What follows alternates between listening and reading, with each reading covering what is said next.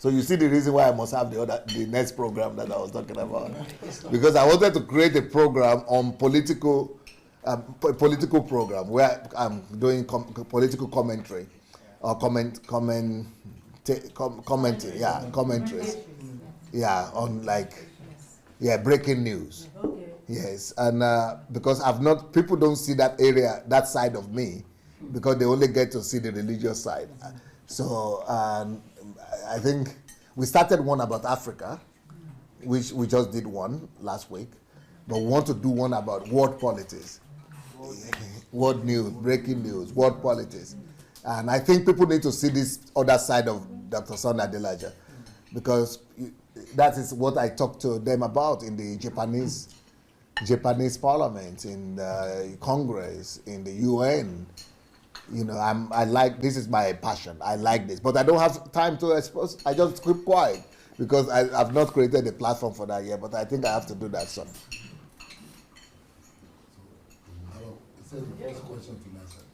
The first question tonight is how to build a cross-cultural church. You want us to do it? Maybe we round up the general discussion, and then we'll go to that question of tonight. Yes, please.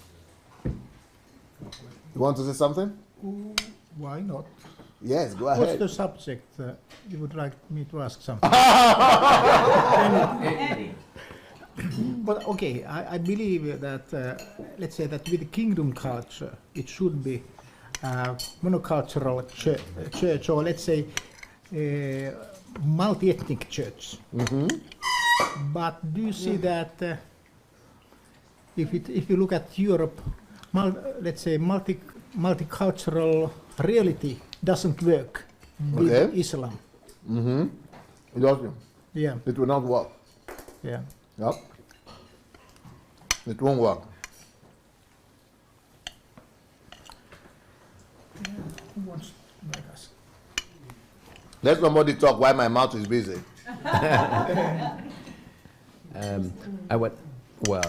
I don't know if we'll have time. I wanted to ask about systems, because I've noticed. It's okay, yeah. It's okay. Yeah. Just talk louder. Oh, yeah. I wanted to ask about systems that run this place and the church. I couldn't help but notice there are a lot of systems around here. If you would like to explain to us, please. That has to be... No. Repeat the question. Okay. I was asking about systems that run this place, the church, and the writing of books and the printing, that kind of... Because there's lots of systems that are operating here. So whatever you can manage to cover, that would be great.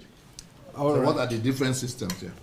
Well, let me start with what I know best to what I know least, which will be better. What I deal with, yeah. Yeah, all right. So with pastors' books, I think you asked about books, right?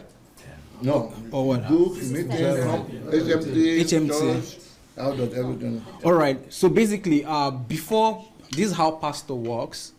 And he has taught as a principle that before he acts out anything, he makes sure that he builds it in his mind and he runs it from start to finish.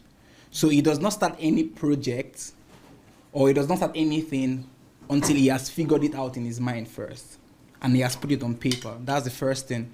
So that is the biggest task. So in his mind, he has already created the structure of how he's going to be the system. And that's the reason why before Dr. Sunday says he wants to do anything, for example, if Dr. Sunday says, I want to do this thing, just know it is done. He's not saying it because he believes that it's going to happen. It's just the same way when he talks about wanting to transform Nigeria. If he says, I'm going to transform Nigeria, it's not faith, it is because he has already transformed Nigeria in his mind. And he has created the structure and the system. So how does he work here? How does he work in the house? How does he work in the church? First thing is that pastor, he has taught on structures in putting things into place and systems. So what makes a structure a system is that he sets those things to work in such a way that it does not have to be there. For example, with the house, pastor does not even know who comes into the house. He does not know who leaves. He doesn't know. Sometimes some people come into the house, leave without pastor even knowing who came in and who left. So he doesn't know. He had just created the system, created the structure, who is going to handle what, who is doing this, who is doing that, and he's out of it. So what is happening, for example, this food here, how it got here, how everything got set, who is cooking, no idea. He doesn't know about it. So who came up with the idea? Or who came up with the idea? Yeah. So pastor it teaches you how to set structures, to make it a system, and he's not involved in it. He just takes himself out. Just like the program I host too, Pastoring Without Tears. We just sat down one night, we drew a structure for the program, made it into a system, and he just comes for the program, he sits, and then the program continues like that. So he's a man of structure, making sure that everything, just the same way, like an engine, like a locomotive, you know how it works. So he's just putting the most important things that are necessary, knowing where they need to be, and then creating a system in which that it will function even without you being in it. That's how it works. So it creates it, but empowers you. Yeah, but it empowers you. Yeah, and most importantly, it gives people 100% responsibility, freedom. So do it. Just be you. No, be you. For example, the person who manages the house, the person is in charge. Manages has you deem fit. Use your intuition. You come alive. All right. So that's what he does. He looks at somebody, knows what the person is good in, or sees the treasure in that person, and then helps the person. Okay, you can do this. Why don't you try? And then you try. Oh, I can do it. And then he gives you total freedom. Just express yourself. So I don't need to be monitoring you, telling you do this, But do you also have structured training? I think some element of the work that's being done. Well, with pastor, most of his resources are already out, especially with the books. For example, he has taught on structures already, or videos. Yeah, he has taught on how to build a system, how to build structures. He already has them online. Yeah, they are there online. They are in HMTs. HMT Yeah, all about structures and systems. So just go to HMTs. Under the law and order, and then there's the HMT Classic. Structure and systems. So he explained it in details. So you'll be able to find how there are trainings in the church several times. Tell them about the church system, everything. All right. Okay. So for the church system, this was what pastor did. Formerly, it was 20,000 people coming together in one place. All right. So pastor is the big man, just like what everybody likes. You know, that's what everybody likes. Just like what everybody likes. Yeah, but yes.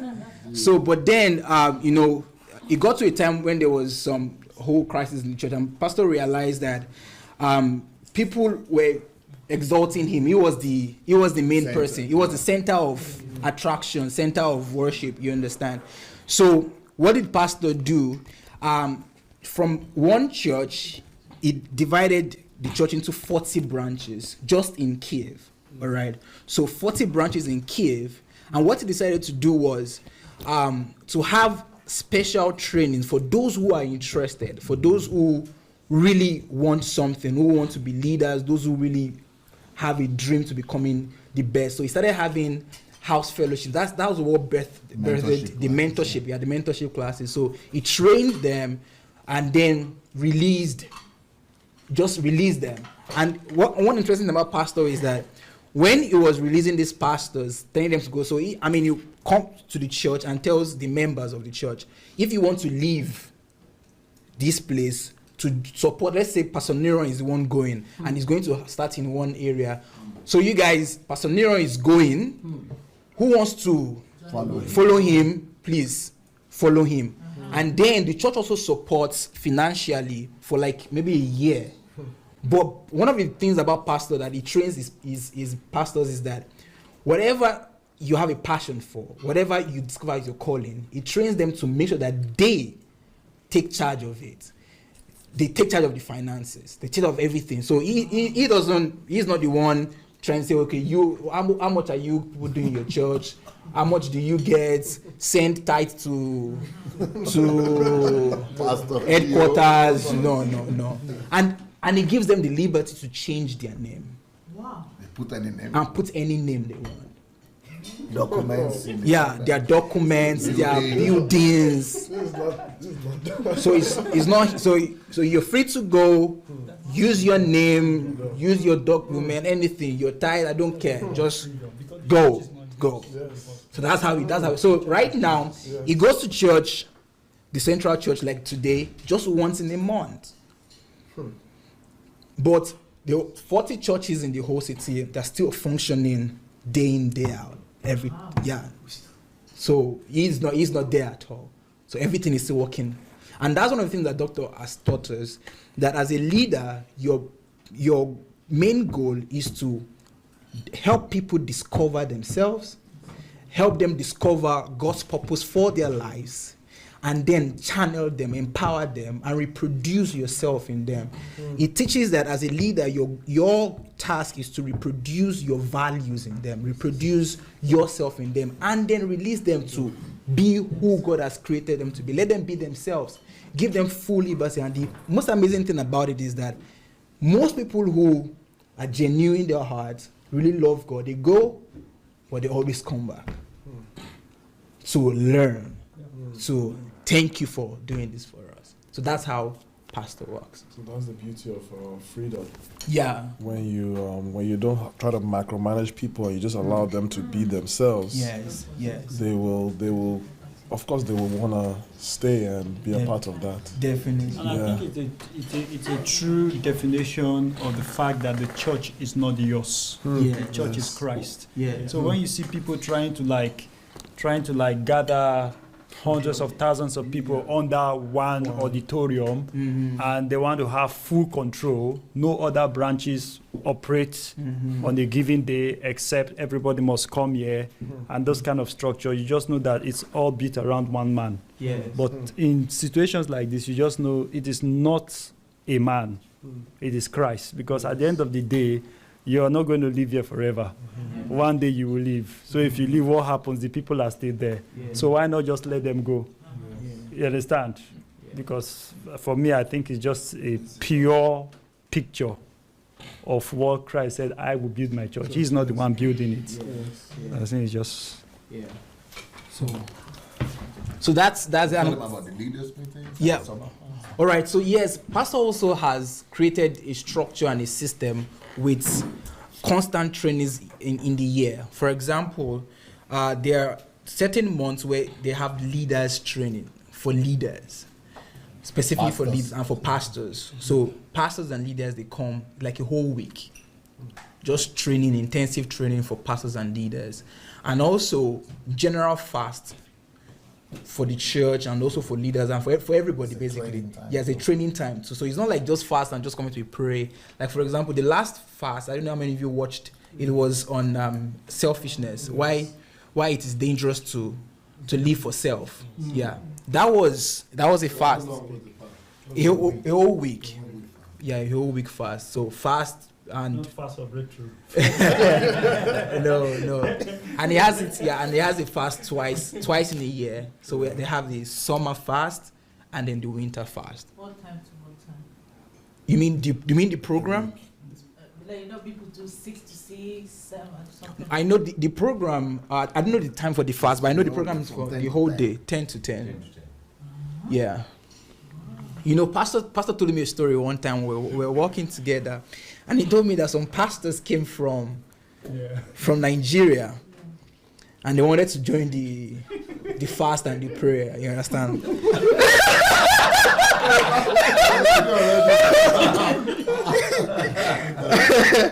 So when they came now, they joined. First one, Pastor Sunday, okay. So first they saw how they joined the fast like the old pastor said, 10 to 10, like. Yeah, 10 to 10, and intensive, like prayer, word. Only one break. Yeah, just one break. 10 to 10. Yeah. So I don't know if it was the second day or the third day. They gave up. All Nigerian pastors gave up. All of them gave up. Yes. They couldn't cope. So, and they told pastor that, they told pastor that they've never seen why people fasting and praying like this. 10 days and pray that manner. They are fasting, but they still have enough strength to pray, to study. Say they are not seen it before. And it's understandable because when you have the Pastor Sunday as your pastor, as your leader, where you cannot do less. So those pastors, they couldn't cope. And these are not small boys, like small pastors. GOs. Those are GOs. Yeah, they couldn't. 10 a.m. to 10 p.m. They couldn't cope. They couldn't cope the prayer. Days they do and the 100 days. Because they break in the evening. Yeah. But here we are not breaking, just on water. Yeah. For Just 10 liquid. days. Yeah. So they Yeah. couldn't do. Yeah. They gave up actually. Anyway, or water. When they break by 6 o'clock, Yes. They eat heavy food. But we don't eat here in the evening. Yeah. Really?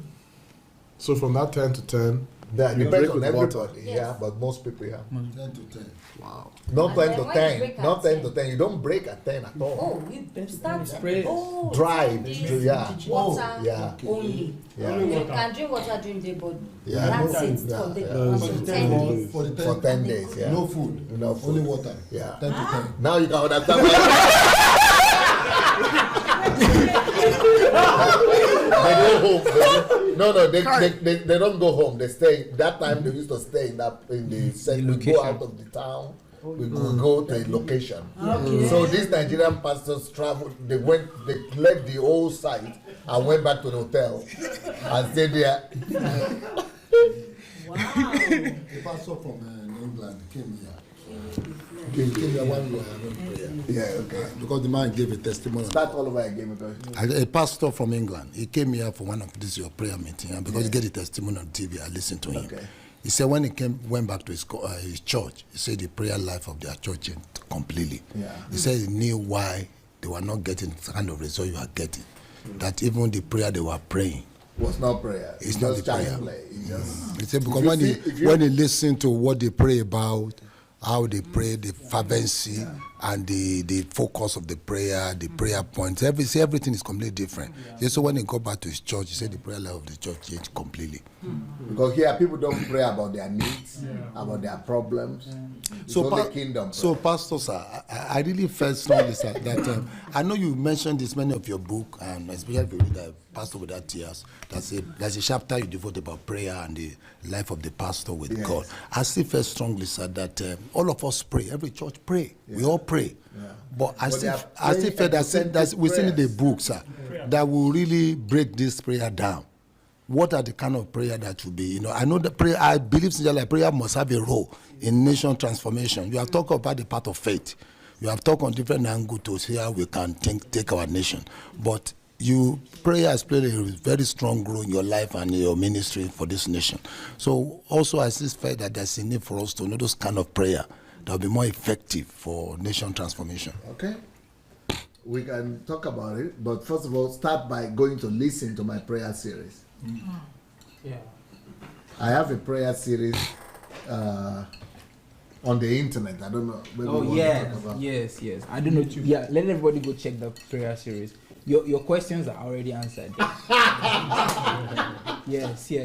There's no one who has watched that prayer series that their prayer life did not change. Yeah. So your every pastor thoughts, and when pastor teaches on any subject, it's exhaustive.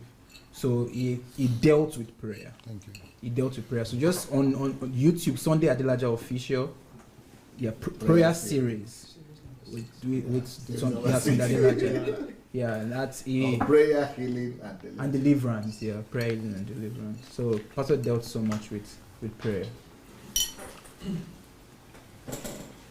When you were talking about fast, I remember another time pastor was explaining to us, because we were like, pastor, what happened? Look at you in this picture. You were looking so young. But I'm not looking young. It's fast. What you're seeing is product fast. Yeah, I fasted and I got slim like. Then I asked him another question because I don't know if you guys watched. I noticed that it was wearing his ring on this finger, on the middle finger. So I asked him that, Pastor, is it like your style, Why were you wearing your ring on the middle finger? Pastor said, okay. He said, well, it's fast because that's the only finger. Because he said when he bought it, it fit into his. But yeah. Okay. So it fit into his this fourth finger, but because of fast, it started dropping. So it was only this finger that could hold it. So, Thank you, Lord. yeah.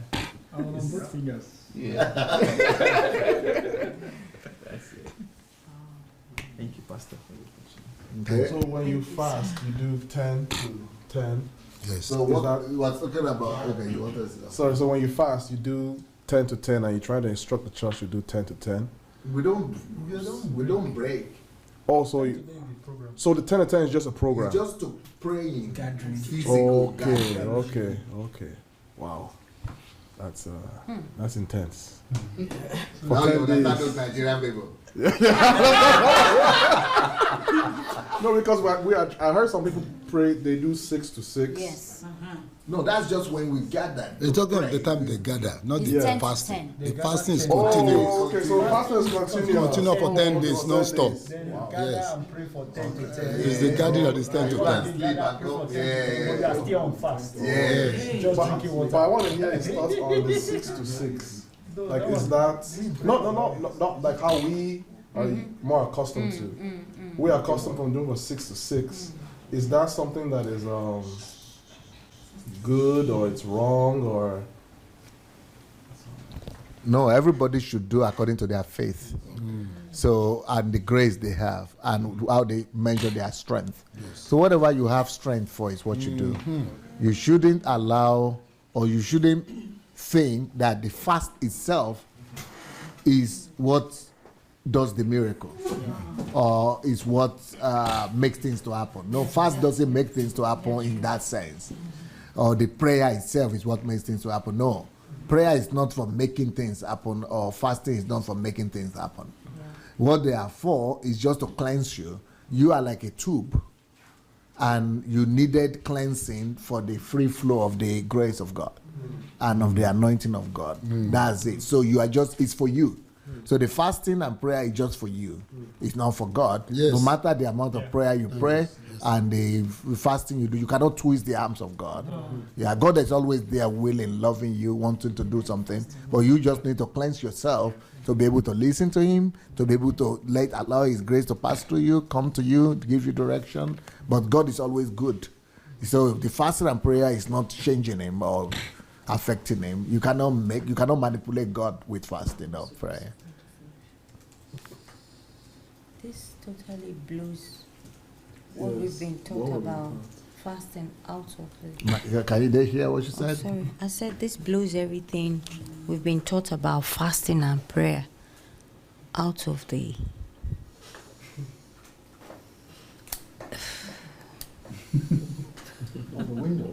Out the window. Yep. So you wanted to say something, or somebody was? Huh? Okay. You wanted to say something before? I was just supporting what she was saying that, it just goes out of the window. But I think what I was just going to ask is if you give us a typical rundown of what kind of happens in that 10-day fasting period and how it's kind of structured. So that that doesn't give you anything. Structure can change every year. Right. So when you ask such questions like that, that is a problem. If you ask a question like that, it means you are looking for a formula. No. And when it comes to prayer and fasting and seeking God, you want to avoid as much as possible formulas or schedules. You want to trust God and be led by Him. But when it comes to building the physical realm, then you need formulas and principles. So those are things we must learn to follow and to discern the difference. Right. So on the spiritual level, you have to wait to be led Aha. by the On Holy the Spirit. spiritual level, those that are led by the Spirit of God, they are the sons of God. But when it comes to building and real life, you need structures, you need systems, you need principles. You can, but if you adopt principles and laws to spiritual stuff, it could give you results, but predictable results. But if you are led by the Spirit, God can. That's why God never did two miracles using one's method. It's always, you cannot put. You always have to depend, not on what you already know. Because when you are doing principles and formulas, then you are following what you already know. That has already limited God, because God doesn't stand in one place. God has moved on. So when you want to really move with God, you must be willing to listen to new stuff and to be flexible, be led by the Spirit every minute. So that is the real life of faith. But, of course, if you are lazy, if you cannot walk with God, or you are young, or you are a new Christian, you don't know how to do it, then you might just want to rely on formulas, which will also give you some results. I would like to ask the question. I've been enjoyed to discuss with people, and we have noticed that this process, in a way, it has changed our understanding about Christ. In a way, I think that, for example, earlier I did have more, let's say, teddy bear kind of Jesus. And now, during last years, it has more and more, he has become bigger. And I would like your opinion about how to say personal savior expression, because that's something which you can't find in the Bible, but at the same time, many people prefer to use that expression. Yes. What would you like to say about personal savior kind of expression? Yeah, it sounds very selfish kind of thing, but it's very accurate. It's accurate in the sense that I think they are trying to communicate personal walk with God. Walk with God, personal walk with God. And if you look at the New Testament, you see that is the only relationship with God that is acceptable. Personal walk with God. We got that from Jesus, who is our example. He came having personal walk with the Father.